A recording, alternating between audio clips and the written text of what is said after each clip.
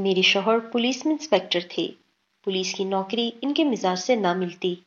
وہ بہت نرم مزاج تھے۔ ایک رات وہ دیر سے آئے، بہت اداس تھے۔ ان کا تبادلہ اندرونی سندھ کر دیا گیا۔ یہاں آ کر وہ پرسکون ہو گئے۔ اب انہیں کوئی ایسا غلط کام نہ کرنا پڑتا جو ان کے مزاج کے خلاف ہوتا۔ میں بھی گاؤں کے ماحول میں بہت خوش تھی۔ ایک دن آصف گھر آئے، پریشان تھے۔ وہاں جیل میں انہوں نے ایک لڑکی کو بند دیکھا تو اس کے پاس بیٹھ گئے۔ اس لڑکی کا نام نازو تھا۔ نازو ایک معصوم سی کمسن لڑکی تھی جو شہر کی سینٹرل جیل میں بند تھی۔ میرے دوستانہ انداز گفتگو سے اس کی جھجک ختم ہو گئی۔ نازو 10 برس کی تھی تو اس کا نکاح کر دیا گیا۔ وہ شخص جس کا نام نادر تھا، نازو سے 20 سال بڑا تھا۔ نازو اس سے بڑا ڈرتی تھی۔ وہ ہم عمر ساتھی نہ تھا۔ نازو کی ذہنی حالت کو سمجھ نہ سکا۔ نادر ہر بات پر نازو کو آنکھیں دکھاتا۔ نازو کے بھائی کی منگنی چچا کی بیٹی سے ہوئی تو چچا نے شرط رکھی، ہماری بیٹی لو اور اپنی بیٹی دو۔ جب ریشما کا نکاح نازو کے بھائی سے ہونے لگا، وہ 17 سال کی تھی جبکہ نازو 10 برس کی تھی۔ نازو کے ابو بھائی کی بیٹی کو بہو بنانا چاہتے تھے۔ انہوں نے یہ شرط منظور کر لی اور نازو کا نکاح اپنے بھتیجے نادر سے کرا دیا۔ ان دنوں نازو گڑیوں سے کھیلتی، چچا کے گھر جاتے ہی رونے لگتی۔ چچی نے پیار کیا، دلاسا دیا۔ نازو نے دلہن بن کر وہ رات اپنی چچی کے پاس گزار دی۔ اگلے دن نازو کی ماں نے اسے روتا دیکھ کر چچی کی منت سماجت کر کے منوا لیا کہ کچھ وقت نازو کو ہمارے پاس چھوڑ دو، سمجھدار ہو جائے تو واپس لے جانا۔ نکاح تو کر دیا ہے، اب ڈر کس بات کا ہے، تمہاری ہی بہو ہے۔ چچی نے اماں کی بات مان لی۔ سوچا کہ اگر نازو کو کچھ عرصہ ماں کے گھر رہنے دوں گی تو اس کی ماں احسان مند ہوگی اور میری بیٹی سے اچھا سلوک کرے گی۔ ایسا ہی ہوا۔ ماں نے ریشما کے معاملے میں نرمی سے کام لیا۔ اب نازو بھابھی کے ساتھ کام میں ہاتھ بٹاتی تو اسے آرام ملتا۔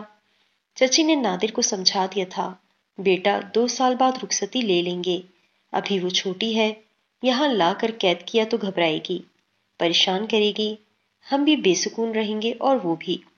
وہاں تیری بہن کے ساتھ کام کرا لیتی ہے، میری بیٹی کو آرام ملتا ہے اور ساس بھی ریشما پر مہربان رہتی ہے۔ 2 سال گزر گئے۔ جب نازو 12 سال کی ہوئی، ساس سسر رخصت کر کے لے گئے۔ نازو کا اب بھی سسرال میں جی گھبراتا تھا، لیکن سب کہتے تھے کہ نازو اب بڑی ہو گئی ہے، گھر تو بسانا ہے۔ نازو کے سسرال آنے کے بعد اماں نے گھر کا تمام کام ریشما پر ڈال دیا۔ اب ساس ریشما کو میکے بھی آنے نہ دیتی تھی۔ یہ بات چچی کو ناگوار گزرتی، انہوں نے بھی نازو پر سختی شروع کر دی۔ ریشما اور نازو پر دونوں طرف سے سختیوں کا دور شروع ہو گیا۔ یہ بدلے کی شادی نہ تھی، عذاب دینے کا مقابلہ تھا۔ ریشما بھابھی بھی اماں کے ظلم سہ رہی تھی۔ صبح اٹھنا، جانوروں کو چارہ ڈالنا، دودھ دھونا، سارے گھر کا کھانا بنانا، 2 چھوٹے بچوں کو سنبھالنا اور صبح سے رات تک مشین کی طرح کام کرنا، لیکن کام ختم نہ ہوتے۔ اس پر شوہر کی جھڑکیاں اور ساس کے طعنے الگ تھے۔ جب نازو کی ساس کو اماں کے سخت رویوں کی اطلاع ملتی، وہ بھی نازو پر سختی کرتی اور توقع کرتی کہ گھر کا تمام کام نازو اکیلی کرے۔ 12 برس کی لڑکی بچی ہی ہوتی ہے، مگر ان کی نظروں میں نازو اب بچی نہ تھی۔ اماں کا گھر قریب ہی تھا، مگر ساس جانے نہ دیتی کیونکہ ریشما کو بھی بغیر اجازت میکے آنے کی اجازت نہ تھی۔ جب نازو وہاں تھی، بھابھی خوش تھی، لیکن نازو اب نہیں جانتی تھی کہ ریشما بھابھی اس کے بھائی کے ساتھ خوش رہتی ہے یا نہیں۔ لیکن نازو کا یہ حال تھا کہ جیسے خوشی نازو سے چھن گئی تھی۔ 12 برس کی نازو کے لیے اپنے اعصاب سنبھالنا بہت مشکل ہو گیا تھا۔ رفتہ رفتہ چچی کا دل پتھر جیسا ہو گیا۔ ان کو نازو پر ذرا بھی ترس نہ آتا۔ وہ اب نازو سے اتنا کام لیتی کہ نازو کام کرتے کرتے بے ہوش ہو جاتی۔ نازو اپنے سگے چچا کی بہو تھی، مگر ظلم سہنے پر اس لیے مجبور تھی کہ ان کی بیٹی بھی نازو کے گھر میں سکھی نہیں تھی۔ ان حالات سے گھبرا کر نازو نے گھر سے بھاگنا شروع کر دیا۔ جب موقع ملتا بھاگ کر ماں کے گھر جا چھپتی۔ تبھی ساس نے امی کے پاس آ کر مطالبہ کر دیا، اپنی لڑکی رکھ لو اور ہماری بیٹی واپس کر دو۔ ماں کیسے ریشما کو واپس کر سکتی تھی؟ وہ 2 بچوں کی ماں بن چکی تھی۔ نازو شادی کی رفاقتوں سے نفرت کرتی تھی۔ یہ عذاب سہتے نازو کی حالت قابل رحم ہو گئی۔ نازو ایک ایسے ماحول میں سانس لے رہی تھی کہ جہاں عورت کو جانور سمجھا جاتا تھا۔ عذاب سہتے سہتے नाज़ो उम्मीद से हो गई। एक बेटे को जन्म देकर माँ तो बन गई, लेकिन बच्चा संभालना नाज़ो के बस से बाहर था। दिन को सास ही इसको संभालती, रात को वो इसे नाज़ो के हवाले कर देती। बच्चा रात में कई बार उठता, रोता रहता, नाज़ो ना उठती तो नादिर गुस्से में उठकर सोती नाज़ो के बाल पकड़ लेता। नींद कई बार टूटती, नादिर पागल सा हो जाता। आधी रात को नाज़ो पर बच्चे की वजह से जुल्म करता। नादिर ने ऐसे हालात में एक तलाक याफ्ता औरत शाहीना से ताल्लुक बना लिया। शाहीना को शादी के 1 साल बाद शौहर ने तलाक दे दी थी। शाहीना के बाप और भाई इस शर्त पर रिश्ता देने पर राजी हुए कि बदले में शाहीना के भाई को वो अपनी बहन का रिश्ता देगा। नादिर की एक ही बहन थी, रेशमा, जिसकी शादी हो चुकी थी और 2 बच्चों की मां बन चुकी थी। नादिर के दिल का मामला था, वो हर कीमत पर अपनी दिल की आरज़ू पूरी करना चाहता था। नादिर ने अपने वालिद से शिकवा किया, अब्बू इतनी छोटी लड़की से मेरी शादी करके किसी जुर्म की सजा दी है। नादिर ने अपने अब्बू को धमकी देते हुए कहा, मेरी बात ना मानी तो रेल की पटरी पर जाकर लेट जाऊंगा। नादिर ने चचा से सवाल किया, तुम्हारे भाई के घर तुम्हारी बेटी सुखी है, क्या वो लोग तुम्हारी लड़की का ख्याल करते हैं? तुमने बेटी इसी वजह से भाई के घर दी थी ना, कि अपने हैं और रेशमा का ख्याल करेंगे। रेशमा की जिंदगी बर्बाद करके रखती है, और मुझे क्या मिला है तुम्हारी बेवकूफ भतीजी से शादी करके, जो हर रोज बच्चा छोड़कर माँ के घर भाग जाती है। चचा ने नादिर से पूछा, तुम क्या चाहते हो? नादिर ने कहा, मैं चाहता हूँ कि रेशमा को वापस ले आओ और नाजो को इनके घर वापस भेज दो। बेशक वो अपने बच्चे रख लें, हम भी अपना बच्चा रख लेते हैं।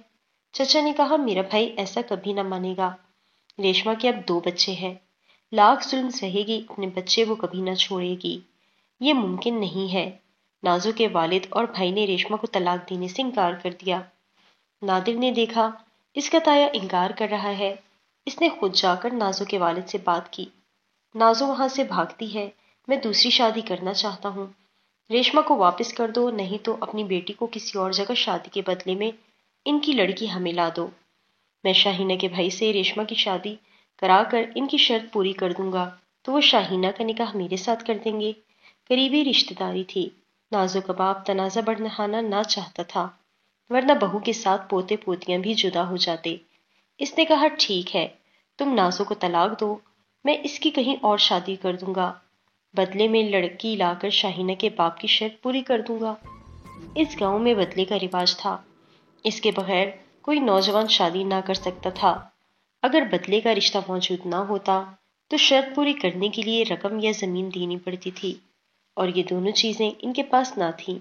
भाई आपस में जुदा ना हो, इसके लिए औलाद की कुर्बानी तो देनी थी, और बेटों के मुकाबले में बेटियों की कुर्बानी देना एक बाप के लिए आसान बात थी। ताया और चचा की बाहमी रजामंदी से नाजो को तलाक हो गई, और फैसला ये हुआ कि साथ वाले गांव के लड़के से इसकी शादी के एवज रकम लेकर शाहीना के बाप को दे दी जाए, ताकि वो इस रकम से अपने बेटे के लिए किसी लड़की का रिश्ता खरीद कर घर बसा सके। ये सूरत हाल शाहीना के वालिद और भाइयों के आगे रखी गई तो रकम देखकर इनके दिल में लालच आ गया। बोले, हमें ये मंजूर है कि पैसों के बदले में आप शाहीना से नादिर का निकाह करा लें, हम आपकी दी हुई रकम से अपने बेटे के लिए रिश्ता लेंगे। जब नाजो ने सुना कि इसके पैसे लेकर इसे साथ वाले गांव भेजा जा रहा है तो वो बहुत परेशान हुई। वो तमाम रात सो न सकी। लाख छोटी उम्र सही, फिर भी वो एक माँ तो थी, और वो इसके बच्चे को जुदा करके बिल्कुल अजनबी लोगों के सुपुर्द कर रहे थे, जिनसे वो कभी ना मिली थी और ना जिनको कभी देखा था। शादी वट्टे सट्टे की होती तो मैं के ससुराल का नाता कायम रह जाता। ये तो रकम के बदले की शादी थी। नाजो अब मैके वालों के लिए मर गई थी। नाजो कुछ ना कर सकती थी।